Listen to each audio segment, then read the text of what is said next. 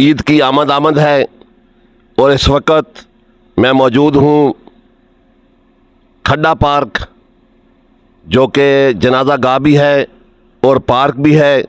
آپ سامنے دیکھ رہے ہیں یہاں پہ اہل محلہ اکٹھے ہوئے ہیں اور یہ بڑا ہی خوبصورت پارک ہوتا تھا، ایک وقت ہوتا تھا۔ آج یہاں پہ گندا پانی ہے، اس گندے پانی کی وجہ سے نہ تو نمازی مسجد میں جا سکتے ہیں اور بچے سکول نہیں جا سکتے۔ یہاں پہ جو بیماریاں ہیں وہ جنم لے رہی ہیں اور یہاں کے جو بزرگ اور شہری انتہائی پریشان ہیں۔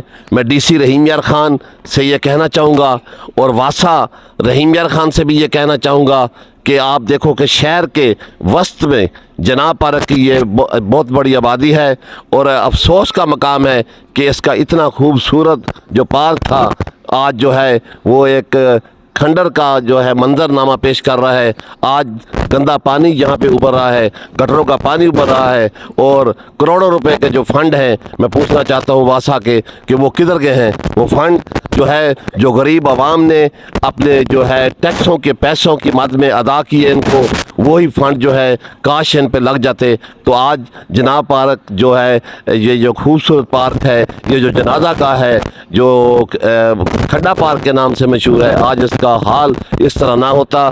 میں اے سی رحیم یار خان، ٹی سی رحیم یار خان اور بلدیہ اور واسا سے یہ کہنا چاہتا ہوں کہ وہ ہوش کے ناخن لیں۔ اگر فی الفور انہوں نے یہ پارک والا مسئلہ حل نہ کیا، یہاں پہ گندے پانی کا خاتمہ نہ کیا، تو پھر ہم پرزور احتجاج کا حق محفوظ رکھتے ہیں۔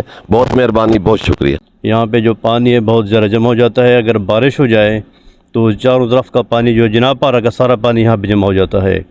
سارے محلے والے نہ نماز کے لیے آ سکتے ہیں، نہ کہیں آ جا سکتے ہیں، نہ موٹر سائیکل نکال سکتے ہیں گھر سے باہر، نہ کوئی گاڑی وغیرہ، نہ ویسے ہی نکل سکتے ہیں۔ بہت بڑے پریشان ہوتے ہیں۔ تو میں پرزور اپیل کرتا ہوں، تو میں امام مسجد ہوں، امام مسجد کی حیثیت سے تمام جماعت میرے ساتھ ہے۔